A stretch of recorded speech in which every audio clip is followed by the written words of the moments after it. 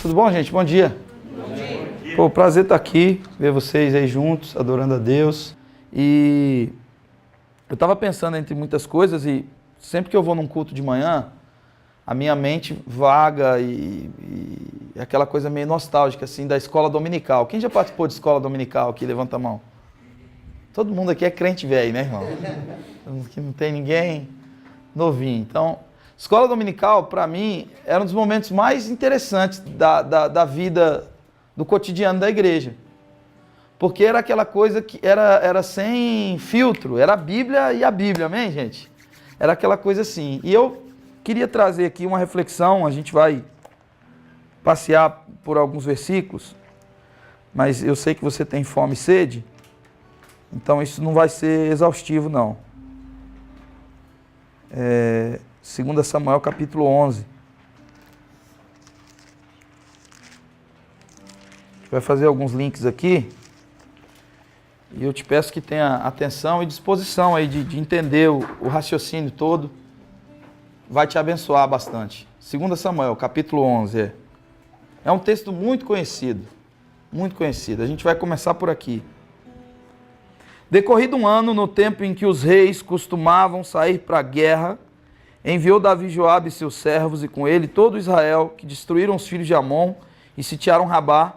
Todo mundo achou, amém? Porém, Davi ficou em Jerusalém. Versículo 2. Uma tarde, levantou-se do seu leito e andava passeando no terraço da casa real. Daí viu uma mulher que estava tomando banho e era ela muito formosa. Davi mandou perguntar quem era. Disseram-lhe, é Betseba, filha de Eliá, mulher de Urias, o heteu. Então enviou Davi mensageiros que a trouxeram. Ela veio e ele se deitou com ela, tendo-se ela purificado da sua imundície, voltou para sua casa. A mulher concebeu e mandou dizer a Davi, estou grávida. Senhor, nós te adoramos, Senhor, pela amizade que temos uns com os outros aqui, pela afetividade que existe, a gente gosta um do outro aqui, Senhor, a gente está junto pela amizade que temos, pela aliança, pela identificação dos propósitos que a gente tem como um presente do Senhor. E nessa manhã, Senhor, que não estava na agenda de ninguém, a gente te pede que o Senhor fale com a gente.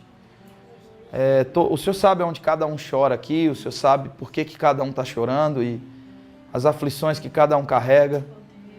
E a gente pede ao Senhor com muita sinceridade que o Senhor sonde a nossa mente, o nosso coração e fale com a gente através da sua palavra. Espírito Santo, nos mostra esse texto de um jeito diferente, que a gente ainda não percebeu e não viu. Em nome de Jesus, em nome de Jesus. Irmão, maturidade, ela é um objeto de desejo de todo ser humano. Todo mundo quer amadurecer. Você sofre menos quando você é maduro. E maturidade, ela não tem só relação com o quanto você viveu. Embora a sua idade, ela contribua, né? Ela contribua para esse processo de amadurecer, de se tornar mais pronto, mais preparado para a vida. Mas maturidade, ela é evidenciada através da sua capacidade de discernir o tempo. E o tempo é uma coisa interessante, porque a gente tem 4 estações no ano. No Rio de Janeiro só tem uma, mas no Rio de Janeiro, no Nordeste, mas no resto do Brasil a gente tem as 4. Lá é calor o ano inteiro, mas aqui... As 4 num dia só. Num dia só, Aqui a gente aqui é 4 num dia só, Santa Catarina, onde eu moro também, então... Mas o interessante das estações é que elas determinam assim o comportamento que a gente vai ter. A gente tem 2 estações primárias e 2 estações secundárias. A gente tem o verão e o inverno, certo, gente? Que são estações primárias. Elas determinam a sua agenda, a programação da sua família, sim ou não? No verão a roupa muda, a comida muda, o comportamento muda, a agenda muda, sim ou não? Você se adapta a partir do tempo, a partir da estação. Está calor ou frio? Aí a primavera e o outono servem para quê? Para anunciar essa transição brusca que vai acontecer. A temperatura vai de 4 graus para 30. Então, no meio dessas estações primárias, você tem essas secundárias, que elas orientam, ajudam a gente a perceber que o tempo vai mudar e, consequentemente, você tem um tempo ali para reformular a sua agenda, seus compromissos, sua programação com a sua família. Então você se adapta, você obviamente não vai usar a não ser que você congregue, né, num lugar atípico, você vai usar um terno num sol quente desse. Senão você vai se adaptar para essa estação. Deve estar o quê? Uns 26 graus hoje, né? 27 por aí. Está calor.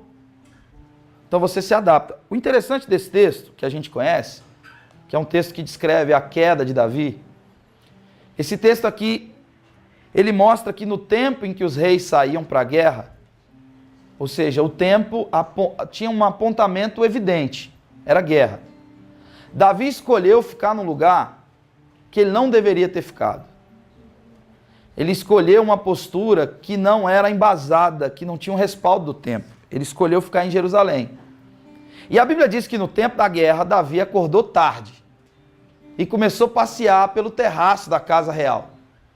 E aí a Bíblia diz que Davi começou a passear pelo terraço da casa. Estamos juntos aqui, amém, gente? Amém. Ele começou a passear pelo terraço da casa real. E o interessante, a aplicação que eu faço desse texto é que sempre que você escolhe estar em um lugar que não condiz com o tempo, você fica vulnerável a algumas coisas que você vai ver. E você fica entregue a si mesmo. Como isso, Felipe? Davi enxerga uma mulher que estava tomando banho. E a Bíblia diz que essa mulher era muito formosa. Gente, Davi é a nossa referência de adoração, de devoção. O cântico que o Salomão estava cantando aqui, depois de milhares de anos, milhares, né? Vários anos, a gente está fazendo menção a Davi como uma referência de adoração, e devoção, e rendição a Deus. Mas esse cara, porque escolheu estar num lugar que Deus não queria que ele tivesse, ele fica entregue a si, e ele enxerga então uma coisa que mexe profundamente com ele. A nossa vida, o que compõe a sua vida e a minha, são as escolhas. Você é hoje o que você escolheu ser ontem. Uma escolha certa pode fazer um mendigo virar rei, mas uma escolha errada pode fazer um rei virar um mendigo. Então, o que você planta, ninguém vai ver. Você pode esconder o que você está plantando. Você está um alforje de semente e você consegue esconder o que está plantando, sim ou não? Sim. A pessoa não sabe que semente você está jogando na terra. Agora, o que você colhe, todo mundo vai ver. Porque não dá para colher nada de madrugada, à noite, nas escuras. Você colhe à luz do sol. Então, a escolha, ela vai promover o que é que você vai colher e que tipo de reação as pessoas vão ter acerca da sua colheita. Davi aqui, irmãos, ele tinha um apontamento do tempo, mas ele decide outra coisa. Essa mulher que Davi enxerga ali, era a mulher de um oficial, de Urias. Os oficiais moravam ao redor do palácio, certo, gente?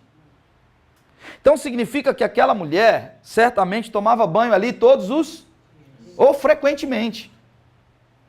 Davi poderia ter enxergado aquela mulher outros dias, Davi poderia ter visto, poderia ter se deparado com aquela cena outros dias, mas num dia em que ele escolheu estar em um lugar que Deus não queria que ele estivesse, ele fica completamente vulnerável a si, entregue a si.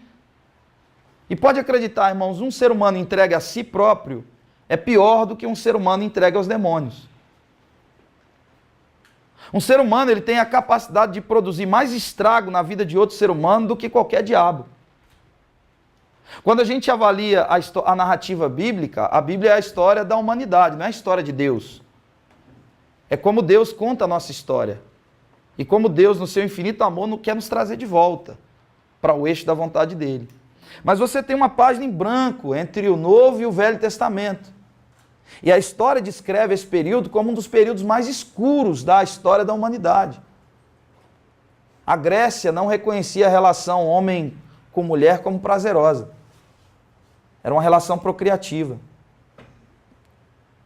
A Grécia regulamentou a pedofilia. O pedagogo, nesse tempo, foi um profissional criado para conduzir a criança da casa para a escola e da escola para casa para ela não ser violada no caminho. Havia um imperador chamado Alexandre, que tinha afeição por garotos, Alexandre o Grande. Quando Roma se impõe como grande poder da terra, Roma consegue piorar o processo do mundo. Pensa comigo, irmãos, a gente tem o início dos evangelhos ali, e a gente tem um fato só narrado no evangelho, acerca do estado do mundo e do que Roma promove para a terra. O imperador romano se sentiu ameaçado com a visita de alguns magos, de alguns homens prósperos, e ele mandou matar todas as crianças de 0 a 3 anos. Você pode imaginar o céu de uma cidade onde as crianças são assassinadas na praça?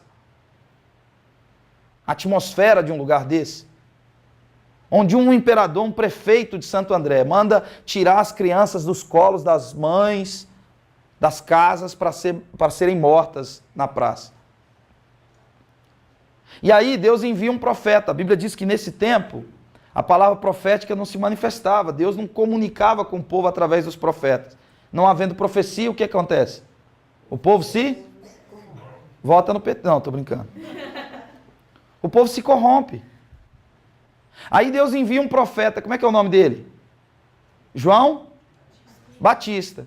Quando João Batista vem, depois de quase 400 anos, onde Deus não falava com o povo. Qual era a mensagem de João? Sai, demônio. Sai, Zé Pilintra. Sai, Exu Caveira. Sai, tranca-rua. Já viu que os nomes de demônio é tudo em português? Não tem Steves, não tem Thompson. Acho que um terço dos demônios caíram tudo no Brasil e foram batizados na Igreja Católica. Mas a mensagem de João Batista não tinha como endereço os demônios. Ou seja, o estado em que a humanidade estava não era digamos assim, aquilo não era produto da presença dos demônios, mas era produto da escolha da própria humanidade. Então, qual era a mensagem de João? Porque os seres humanos estavam entregues a si. E aí Hobbes diz que o homem é o lobo do homem.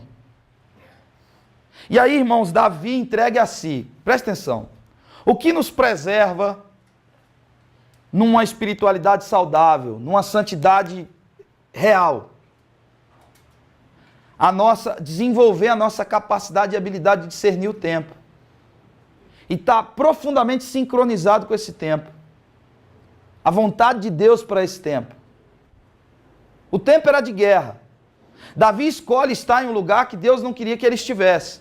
Então ele vê uma cena que ele poderia ter visto outras vezes. Só que aí sabe o que acontece, irmãos? Davi se encontra com Golias, que era muito pior do que o que ele tinha matado, estava dentro dele. Então quando ele vê aquela mulher, obviamente ele sente uma profunda afeição por ela, é atraído na carne por aquela mulher.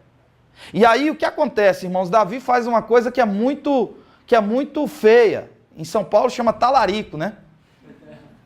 Ele nega todos os valores morais, éticos, de amizade, de relação que ele tinha com Urias. Urias era um cara que estava arriscando a vida. Agora Davi, sendo a autoridade máxima de uma nação, ele de repente esquece todo o respeito, toda a moral, toda a ética de viver. Ele pega a mulher do irmão, se deita com ela, manipula, usa toda a estrutura que tinha para poder ficar com aquela mulher que não era dele. Por quê? Porque ele escolheu estar em um lugar que Deus não queria que ele estivesse. Aí Davi se deita com aquela mulher, e não é uma nem duas vezes. Ele faz aquilo por algumas vezes. E depois de um certo tempo, aquela mulher manda dizer, estou? Porque as suas escolhas sempre vão gerar alguma coisa, certo? E aquela mulher vai embora. E aí agora, então Davi entregue a si, ao seu narciso, ao seu egoísmo. O que ele faz? Ele começa então agora a manipular uma situação para não abraçar aquele BO ali. Ele diz, tragam Urias da guerra para mim. Eles trazem Urias. Aí Davi dá uma festa. Dá uma festa, bota um bom vinho em cima da mesa, uma carne maneira, um manjar lá, e fala, meu amigo, vamos comer comigo aqui, cara. E aí depois lá no pico da noite, Davi então manipulando aquela situação. Davi havia deixado de ser rei, irmãos? Ele continuava tendo toda a autonomia, todo o recurso, sim ou não? Mas agora ele estava caminhando em prol da defesa da sua autoimagem, da sua reputação. Todo mundo que é entregue a si próprio está tendencioso a cair. E depois de cair, vai viver em função de preservar a sua autoimagem. Não sei se está entendendo isso. Todo mundo que defende profundamente, que é obcecado por si próprio, é porque está caído. É porque um dia, na sua caminhada, fez escolhas horríveis. Renunciou amizades, renunciou um monte de coisa. Mas vamos para frente. Presta atenção, irmãos, o que Davi faz. Davi traz Urias, aí depois de beber, depois de comer, Davi diz para Urias, Urias, vai para sua casa e se deita com a sua mulher. Estava tudo certo, resolvido. Urias ia abraçar o B.O., ninguém ia morrer apedrejado, estava tranquilo. Só que no outro dia de manhã alguém avisa Davi, Davi deu ruim. O que foi? Urias não foi para casa. Está deitado na frente do palácio. Davi manda chamar o cara. Furiado. E aí, Urias, o que aconteceu? Foi para casa, cara, sua esposa. Você tem uma mulher bonita, cara. Todo aquele processo da manipulação. Davi já não era mais o homem segundo o coração de Deus. Davi era um cara que tinha feito uma escolha errada. Davi era um cara que tinha ficado onde Deus não queria que ele ficasse. E agora era um cara negando todos os valores relacionais, humanos, normais, para se viver bem um com o outro.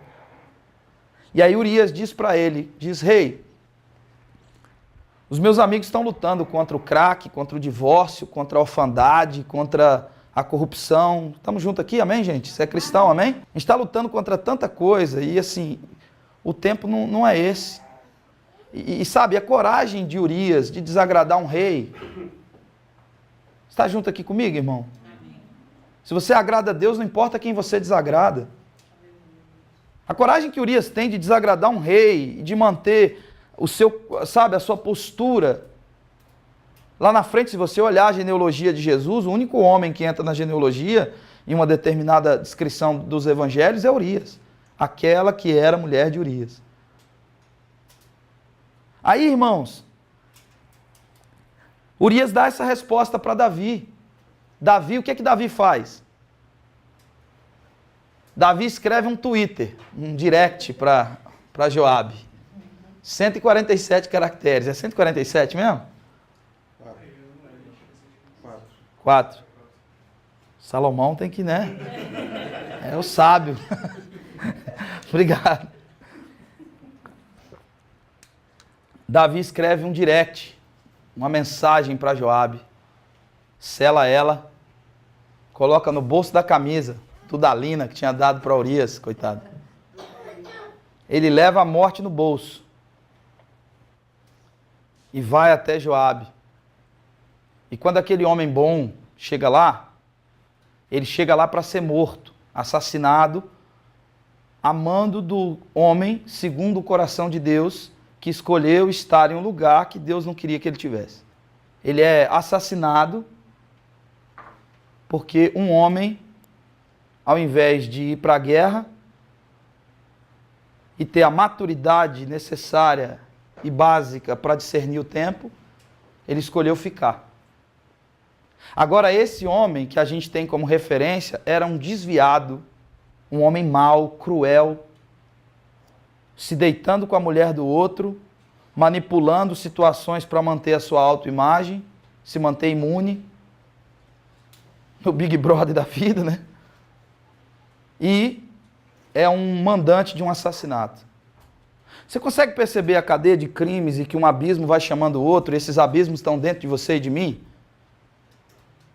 Eles são acionados a partir das escolhas que você faz. Estamos aqui juntos, irmãos, amém? Amém. As escolhas que você faz, elas vão compor a sua vida. Seu casamento, sua vida financeira, seu ministério. Por isso que maturidade é essa capacidade de discernir o tempo, de avaliar tudo e reter só o que é bom. E aí agora, irmãos, Urias, ele é enviado à guerra, ele fica na frente da batalha e ele é abandonado para ser morto pelos inimigos de Deus. Um homem bom, pai de família, um cara bacana. Era só mais um Silva que a estrela não brilha. E aí, irmãos, Urias é morto. Pergunto a você, irmãos, Davi tinha deixado de ser rei? Pense comigo, Davi continuava sendo rei de Israel? Continuava sendo um homem muito rico? Muito poderoso? Tinha um rei, sim ou não? Tinha um reino todo à sua disposição, a estrutura toda à sua disposição. Então, aparentemente, a situação estava resolvida. Mas o processo de queda, ele é gradativo, ele é contínuo, ele vai se estendendo. E Deus, na sua infinita misericórdia, sempre nos propõe uma oportunidade de recomeçar. Então, Davi tinha um amigo. Era um amigo simples, um tal de Natan. Cara que de vez em quando mandava um WhatsApp. Falava, daí Davi, tá em casa? Tô, rapaz, vou passar aí. Manda um WhatsApp para Davi. Natan chega lá. Cabo Frio. Não, tô brincando.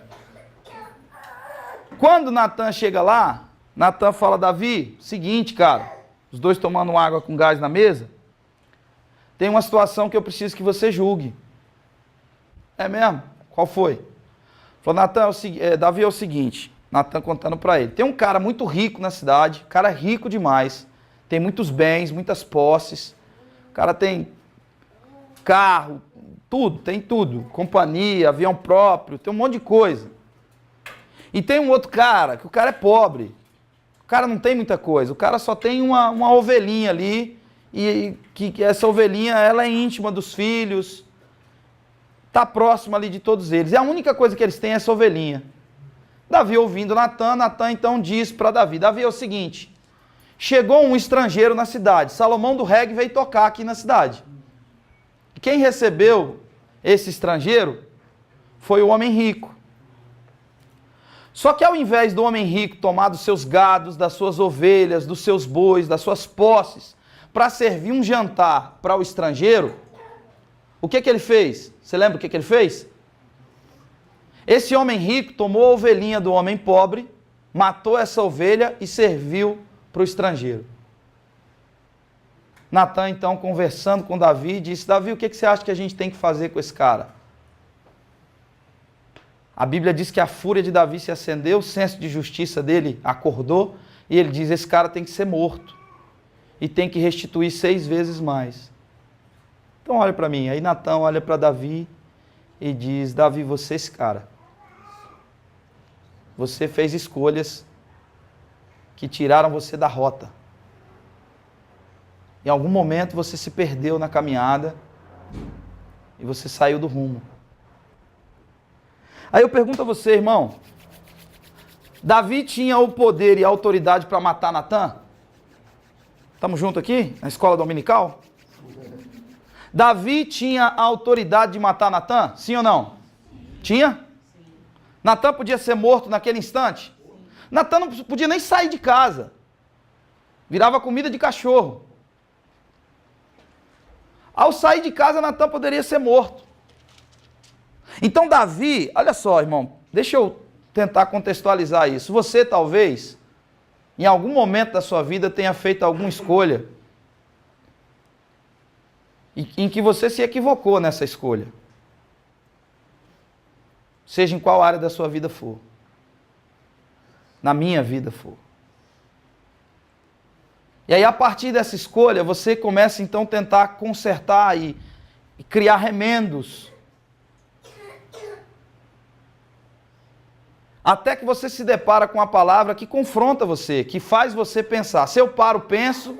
Se eu penso, sofro.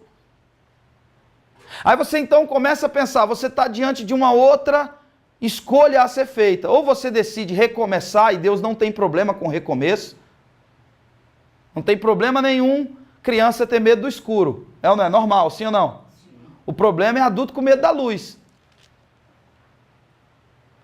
Então você está diante de uma outra possibilidade. Agora, ou você escolhe recomeçar, ou você mata essa exortação, essa orientação profética que você está recebendo. Então Davi, irmãos, estava diante de um outro lugar. Ele continuava sendo rei, sim ou não? Sim. Continuava tendo toda a estrutura do reino à sua disposição, a espada de Golias na parede do seu escritório.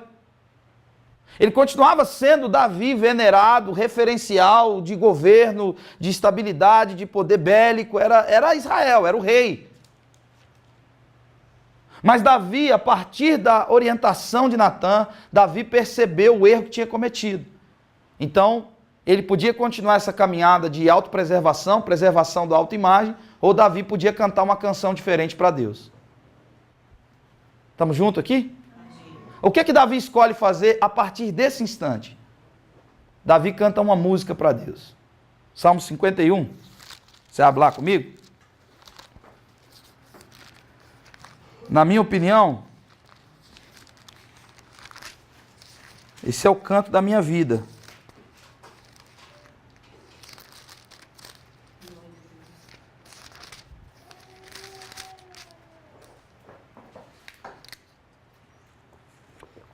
A partir do verso 7. Purifica-me com ensopo e ficarei limpo. Lava-me e ficarei mais alvo que a neve. Faze-me ouvir júbilo e alegria, para que exultem os ossos que esmagaste.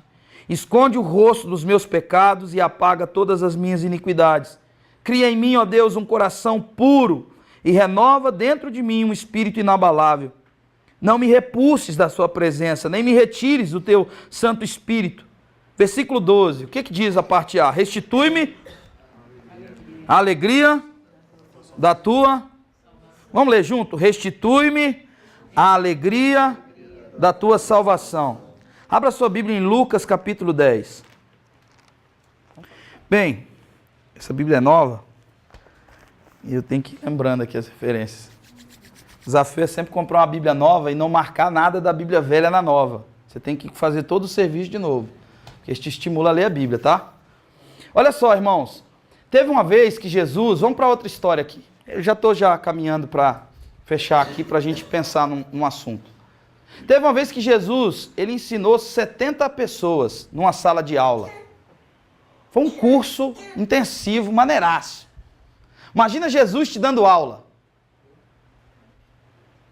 Jesus te dando aula, Jesus te ensinando sobre o reino do Pai dele. Cara que conta, chama as estrelas pelo nome, mede o céu com as mãos. Deus toma as nuvens como seu carro. Eu fico imaginando Deus dando um rolê, imagina. Postando no Twitter, partiu, em mala. Mas aí se liga. Jesus deu aula para esses caras. Aí depois de dar aula, Jesus deu o certificado de cada um. Falou, agora é o seguinte. Não leva bolsa, não leva alforge, não leva Mastercard, nem Visa. Não é para comprar na padaria de ninguém, no caderninho. Nem sei se isso existe ainda, né? Não é para levar nada. Eu vou cuidar de vocês. E outra coisa, se vocês comerem alguma coisa contaminada, isso não vai provocar nada a vocês. Eu dou autoridade para vocês sobre demônios, sobre espíritos malignos. Imagina a loucura. Há quem diga, irmãos, que esses caras, esses 70 homens enviados pelo Senhor, ficaram 6 meses pregando o evangelho do reino. Eles viraram o mundo de cabeça para baixo. Eram 35 duplas. Não tinha cartaz avisando que os caras iam. O povo era curado em Santo André, em Mauá, em São Caetano. Os caras iam passando e iam fazendo avalanche maluca. E depois esses caras voltaram. Imagina a gente aqui um montão de tempo sem se ver, só pregando, curando e tal, o ministério bombando, mano. A agenda para tudo que é lado, a coisa arrebentando. Aí os 70 voltaram. Estão sentados numa sala e eles estão possuídos de uma alegria maluca, é o que o texto diz. E aí Pedro está mostrando lá os slides de quantas pessoas tinham sido batizadas no iPad dele, imagina. Cara, Santo André foi o bicho, mano. Se reunimos lá numa igreja que estava começando, meu irmão, e foi cura, o povo ficou aleluiado. Aí olha só, a reunião deles, versículo 17. Então regressaram 70 possuídos de alegria, dizendo, Senhor, os próprios demônios nos submetem pelo teu nome. Mas aí Jesus entra na reunião E diz essa fala aqui, do versículo 18, mas ele lhes disse, eu vi Satanás caindo do céu como um relâmpago. É a mesma coisa você estar contando história de enchente, aí de repente vem Noé e fala do dilúvio. Não é não? Tá falando, pô, deu um enchente lá em Cabo Frio, pô, aí de repente vem Noé para contar a história do dilúvio. Os caras estavam celebrando um nível de vitória que estavam vivendo, certo, irmãos? Eles estavam ali felizes, sim ou não? Pela submissão dos demônios. Aí de repente Jesus vem e diz assim, olha só, olha o que eu vi. Eu estava lá. Eu vi Satanás caindo do céu como um relâmpago. Jesus está dizendo o seguinte, eu sei o que é ter vitória. Jesus estava dizendo o seguinte, eu sei o que é vencer. Estamos juntos aqui, irmãos? Amém. Jesus está dizendo, eu sei o que é isso. Eu sei o que é levantar um cinturão. Com todo mundo vendo, eu vi Satanás cair do céu como um relâmpago. Aí Jesus continua, porque eu vi, eu dou autoridade a vocês, versículo 19, eis vos dei autoridade para pisar em serpentes e escorpiões e sobre todo o poder do inimigo e nada, absolutamente nada, vos causará dano, aleluia, amém? Amém. Versículo 20, no obstante, alegrai-vos não porque os espíritos se vos submetem, e sim porque o vosso nome está arrolado nos céus. Se eu tivesse seu lugar, eu tinha dado um amém, glória a Deus, alguma coisa. Irmãos, presta atenção. Davi era rei? Sim ou não? Sim. Davi era o cara que tinha matado Golias? Mas quando ele é confrontado por Natã, Davi nos mostra uma coisa que me intriga.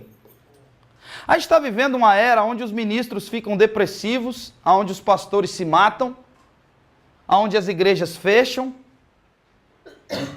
na era dos escândalos e na era de inúmeras coisas que nos desagradam. Na era onde as pessoas usam o reino de Deus como um título de capitalização, isso é antigo. Mas se evidencia muito mais pelas televisões, pelas internets e por aí vai. Mas presta atenção, irmãos, Davi,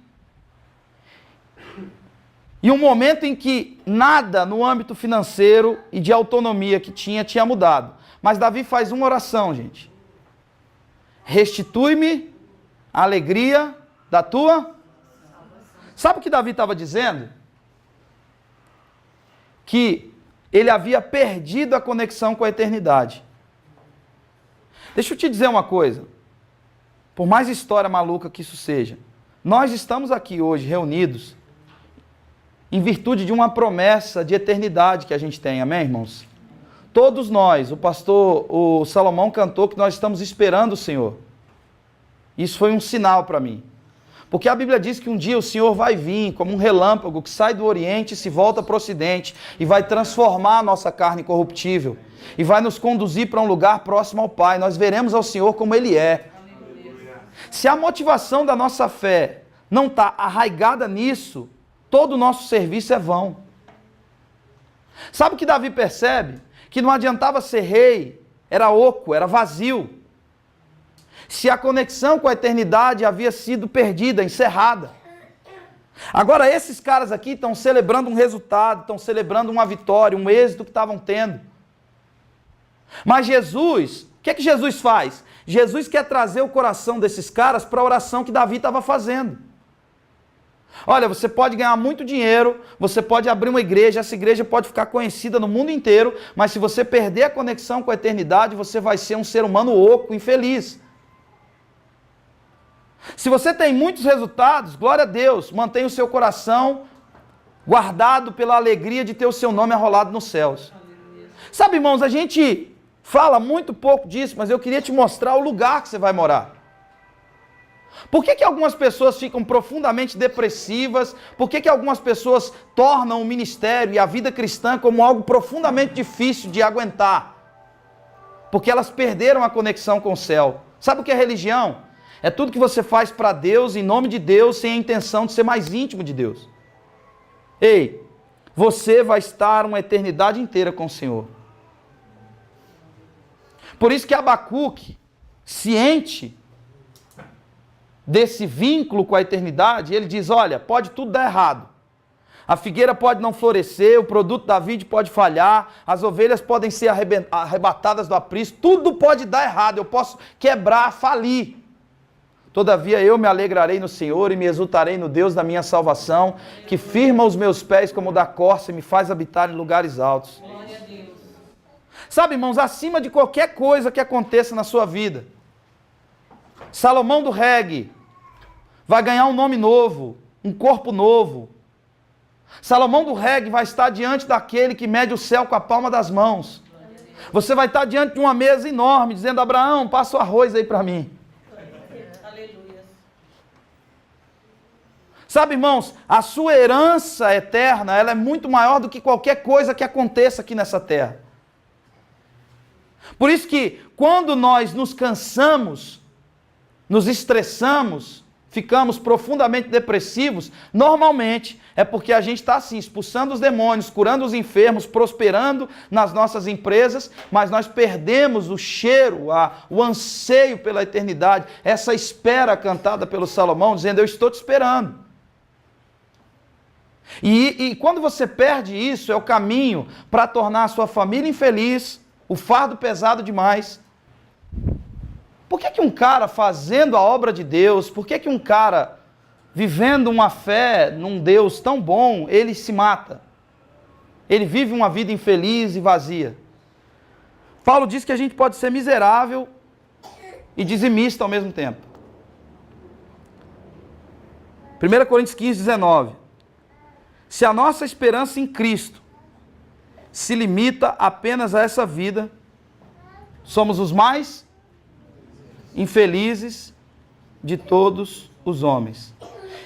Eu vim te dizer uma coisa óbvia, que você vai estar no céu e na eternidade com Deus. Que Deus amou o mundo de tal maneira para que todo aquele que nele crê não pereça, mas tenha vida eterna. Um dia perguntaram para o sábio o que é a eternidade. Ele disse: olha, tente esvaziar o oceano com balde, e quando você terminar, você vai estar no início da eternidade. Sabe, não importa a casa que você mora, o carro que você dirige, a quantidade de resultados que você tem ou não tem. O que rege a nossa fé é a certeza de que lá na eternidade essa inconstância vai acabar. Deus vai enxugar do nosso rosto toda lágrima. Lá nós não vamos ter que lutar contra um pecado que muitas vezes nos vence, porque o Senhor vai nos dar um corpo novo. Aleluia. Lá nós seremos plenamente filhos de Deus, entregues à soberania, à majestade do Senhor. O dia que a gente perde isso de vista, a gente tem que entrar no desespero que Davi entrou, entendendo que a escolha que fez roubou aquilo que é mais precioso, que livra o nosso coração e a nossa vida da infelicidade. Por que pessoas são profundamente infelizes e estão 10 anos expulsando os mesmos demônios? Lutando contra o mesmo pecado. Porque elas entraram neste eixo. A esperança que se tem, ela consiste apenas nessa vida. No que você pode comprar, no que você pode ter, ou no que você não pode ter, no que não pode acontecer. A convicção de Abacuque era tão profunda que ele disse: olha, tudo pode dar errado. Há um Deus que me salvou e que me mantém em lugares altos. Independente do que aconteça, deixa eu te dizer, você vai viver 70, 80 anos aqui. Mas depois é enfado e fadiga. Depois é esvaziar um oceano com balde. Sabe qual é o sino da fé cristã? Sabe qual é o motivo da nossa reunião? É a certeza de que Deus nos garantiu a vida eterna. Por isso que independente do resultado que se tenha ou que se não tenha, Jesus estava entregando o coração daqueles 70 alegrias, possuídos de grande alegria, dizendo: olha, alegrem-se por ter os nomes de vocês arrolados nos céus. Penúltimo texto, Apocalipse capítulo 5.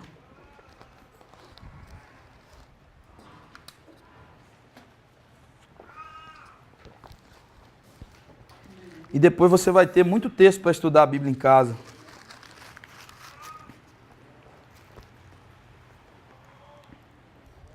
João já tinha visto tudo.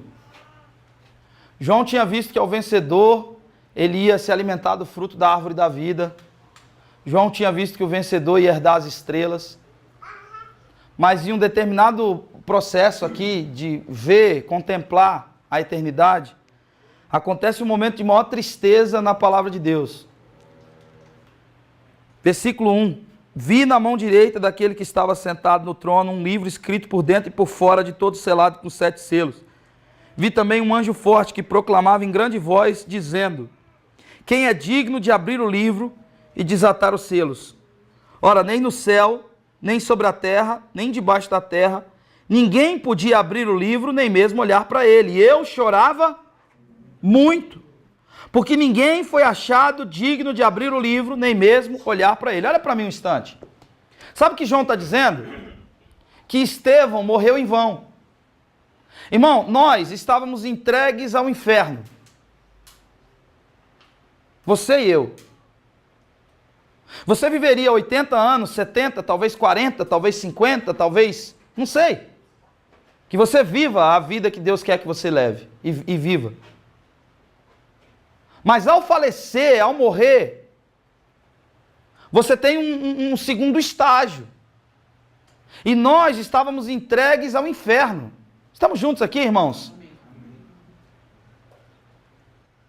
E de repente, então, João se depara com tudo que a eternidade oferecia. João viu o Senhor, cabelos brancos como a neve, seus olhos são como chamas de fogo, da sua boca uma espada afiada.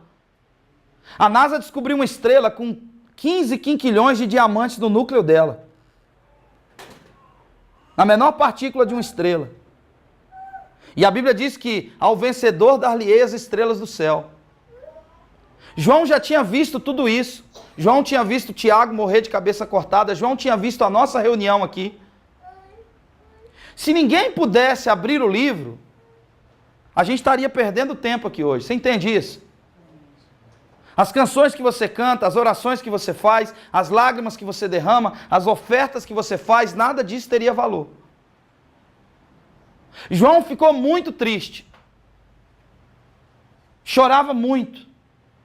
Se angustiou profundamente, porque viu a gente como um bando de gente infeliz, adorando um Deus invisível, que não pode fazer nada para nos livrar do inferno.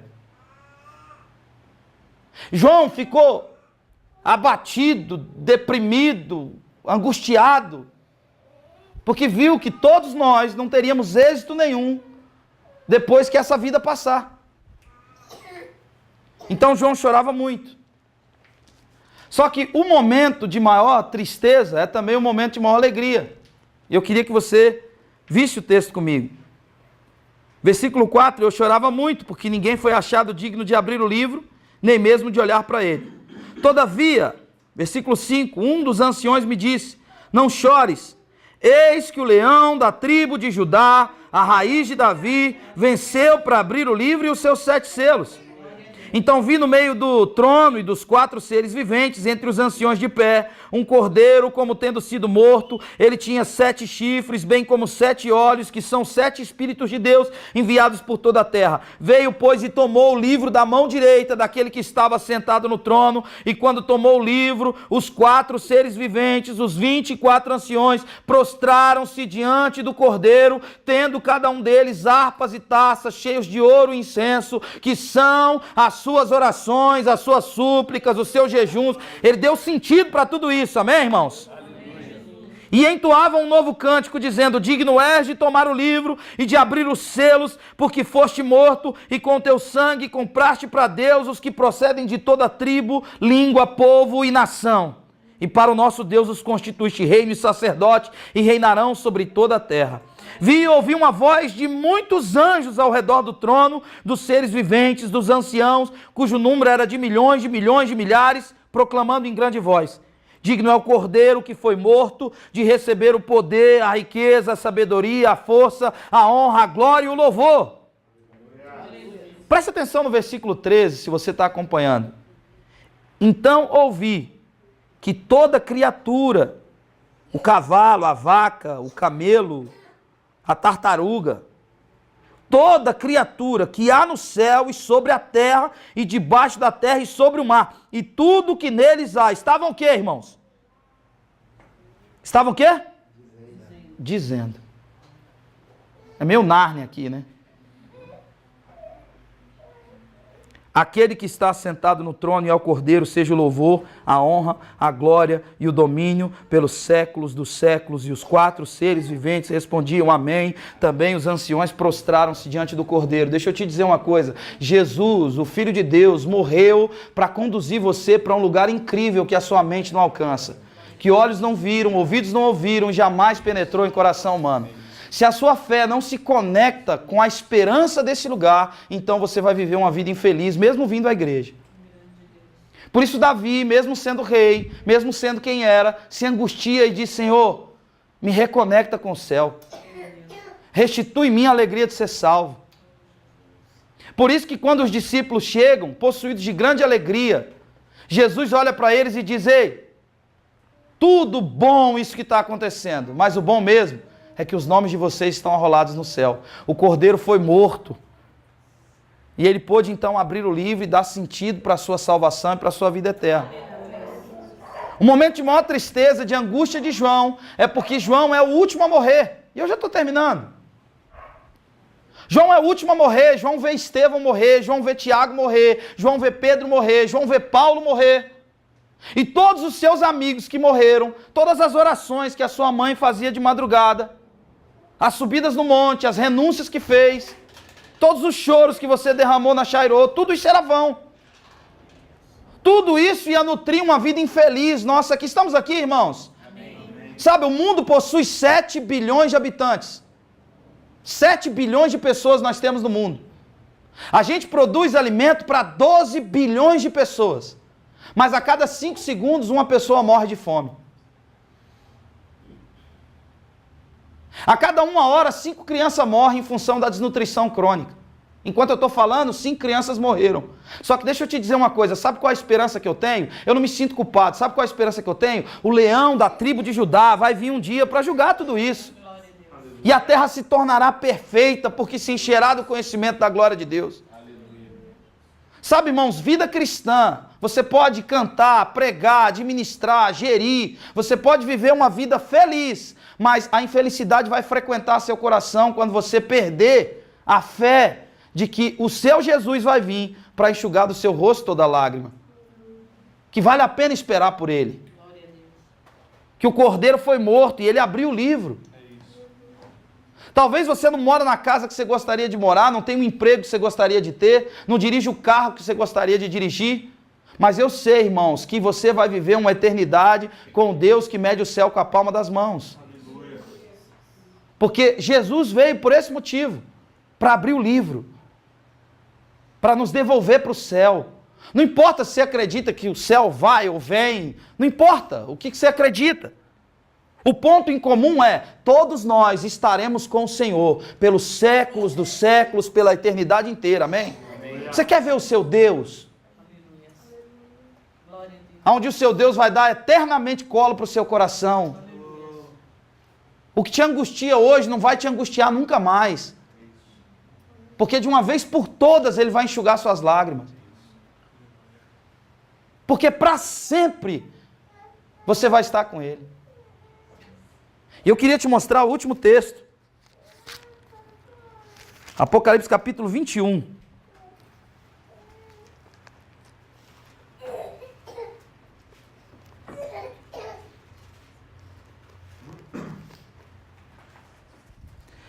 E Apocalipse capítulo 21 descreve a casa. Irmão, você acredita em tudo isso que eu estou falando? Amém? Você acredita em tudo isso? Faz sentido para você? Amém. Eu disse que ia ser escola dominical. Porque eu não preciso nem falar muito, é só a gente ler os textos, que ele já promove um sentido para a gente, sim ou não? Sim. Davi percebe que tinha perdido o vínculo com o céu. Mesmo sendo a pessoa mais conhecida do mundo, mais popular do mundo. Davi era o cara mais conhecido, até hoje a gente fala dele. É uma popularidade que ultrapassou século. Davi continua sendo o cara mais seguido nas redes sociais. Mas ele perdeu o vínculo com o céu. Então ele chora dizendo, restaura em mim. Me devolve essa alegria de ser salvo. Os discípulos viveram um tempo de maior poder e glória. Os caras eram alunos de Jesus. E quando os caras se alegraram por tudo que estava acontecendo, aleluia, glória a Deus, Jesus, ei, vocês vão para o céu. E o céu é onde Deus está. Não é Deus que mora no céu, é o céu que mora em Deus. Né? Tudo foi feito por Ele e para Ele. E quando eu digo céu, eu digo você vai estar com o seu Deus para sempre. E aqui descreve, e quando a nossa esperança não está nisso, você é infeliz. Então os pastores se matam, então os líderes militam entre eles, para ver quem tem mais cadeira cheia. Perderam a esperança de uma vida eterna. E aqui, para a gente terminar, eu queria te mostrar a casa que você vai viver para sempre. A gente vai viver, eu também vou estar lá. As mulheres gostam de joia? Quem gosta de joia aqui, as mulheres? Pode manifestar. Gosta não? Ainda não gosta, mas vai gostar. Gosta de joia? Joia? Joia? A minha mulher gosta, mas não tem. Versículo 18 de Apocalipse capítulo 21. A estrutura da muralha é de jaspe. Também a cidade é de ouro puro, semelhante a vidro límpido. Os fundamentos da muralha da cidade estão adornados de toda espécie de pedras preciosas. O primeiro fundamento é de jaspe, o segundo de safira, o terceiro de calcedônio, o quarto de esmeralda, o quinto de sardônio, o sexto de sárdio, o sétimo de crisólito, o oitavo de berilo, o nono de topázio, o duodécimo de crisópraso, o undécimo de jacinto e o duodécimo de ametista. Versículo 21, presta atenção nisso. Salomão do reggae, isso vai virar reggae. As 12 portas são 12 pérolas. Cada uma dessas portas de uma só pérola. Irmão, se liga aqui, olha aqui para mim. Viaja comigo em nome de Jesus. Uma porta para milhões e milhares de pessoas passarem. Feita de pérola. Peguei. Agora, cada uma dessas portas feitas de uma só pérola. Irmão, o tamanho dessa ostra, Salomão. São uma estrela. Meu irmão do céu. Essa é de tu. Cada uma dessas portas feitas de uma só pérola. Agora deixa eu faço uma aplicação desse texto da seguinte forma. O que é uma pérola? Era uma ferida, sim ou não? Essa ostra se fecha e essa ferida vira? O que te leva para a Nova Jerusalém? Por onde que você passa para entrar para a Nova Jerusalém? Pela ferida de alguém que se deixou ser curado. Certo? São 12 portas. Cada uma dessas portas feitas de uma só pérola. Imagina como é que você vai entrar abafando na sua casa, papai. Irmão, você acredita nisso? O cara que morreu agora, que desenhou o Homem-Aranha, não conseguia desenhar isso. Nem se ele vivesse mais 10 vidas.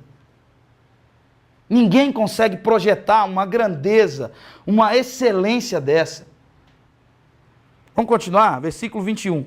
As 12 portas são 12 pérolas, e cada uma dessas portas de uma só pérola. A praça da cidade é de ouro puro, como vidro transparente. Versículo 22. Nela não vi dínamos, nela não vi Mevan, nela não vi Mala, nela não vi Assembleia de Deus, nela não vi Igreja Batista, nela eu não vi santuário, porque o seu santuário é o Senhor, o Deus Todo-Poderoso e o Cordeiro. A cidade não precisa nem do sol, nem da lua para lhe darem claridade, pois a glória de Deus a iluminou e o Cordeiro é a sua lâmpada.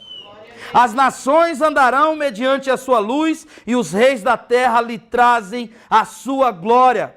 As suas portas nunca jamais se fecharão de dia, porque nela não haverá noite, e lhe trarão a glória e a honra das nações. Nela nunca jamais penetrará coisa alguma contaminada, nem os que praticam a abominação e a mentira, mas somente os escritos no livro da vida do Cordeiro. Aleluia. Aleluia. A sua vida aqui serve para você se resolver com a eternidade. Não sei quantos anos você vai viver, o que você vai enfrentar, mas eu sei que toda escolha que você faz, que rouba essa certeza e essa fé do seu coração, você precisa parar e cantar de novo para Deus. Deus, me devolve para esse lugar.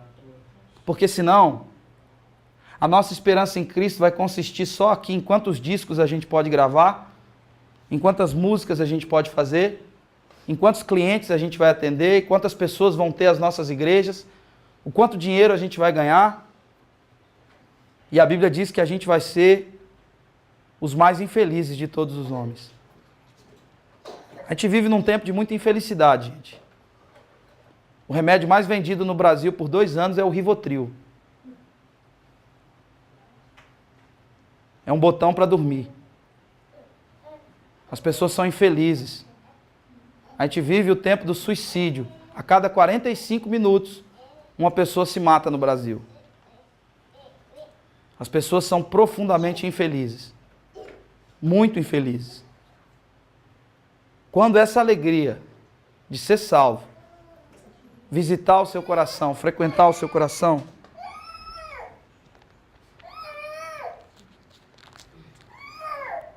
você tem uma família, certo? Termino te dizendo isso. Salmo 51, versículo 13. Davi, depois de pedir a alegria da salvação, Davi, depois de dizer, restitui em mim a alegria da salvação, sustenta-me com espírito voluntário, ele mostra qual a consequência de ser alegre por ser salvo. Versículo 13.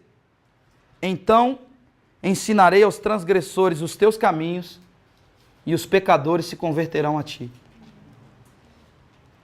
Então, quando você falar do Senhor para sua família, ela vai ver sentido na fé que você carrega. Quando você abrir a sua boca para falar de Jesus, as pessoas vão ver sentido na fé que você tem. Porque a sua esperança, a expectativa, ela transcende a tudo que essa terra pode oferecer. Sabe, irmãos, Jesus veio aqui para nos conectar com o Pai. E se a gente cantou e é uma verdade que nós estamos esperando o Senhor,